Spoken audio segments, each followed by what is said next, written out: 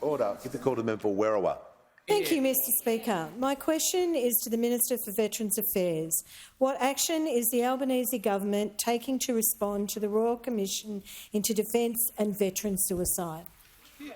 Give the call to the Minister for Veterans Affairs and Minister for Defence Personnel.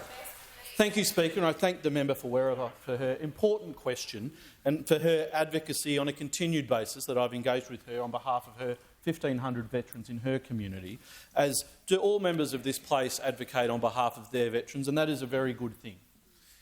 The Royal Commission into Defence and Veteran Suicide, which was supported by this government, handed down its interim report in August of last year.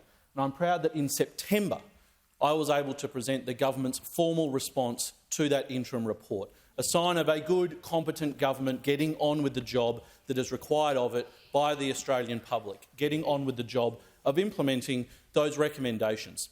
We responded to those 13 recommendations. We have taken steps in respect of all 13 of those recommendations. And today I was able to advance our work in respect of recommendation 1 to harmonise and simplify veterans' entitlements legislation. Because, as the Royal Commission pointed out, the complexity of the legislation that veterans have to deal with, the delays that veterans have had to deal with because of the complexity of that legislation, has been a contributor to the suicidality of our veterans. And that is a national tragedy that we have had to confront.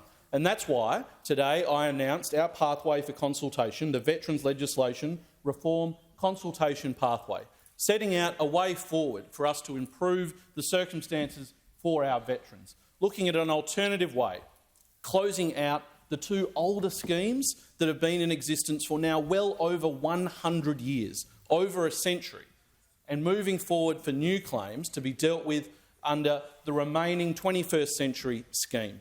What we've announced today is a proposal for consultation. We want to work closely with those who are affected the most, our veterans, their families, our defence personnel, as well as engaging with health professionals, veterans advocates and the many other people engaged in our veteran support system.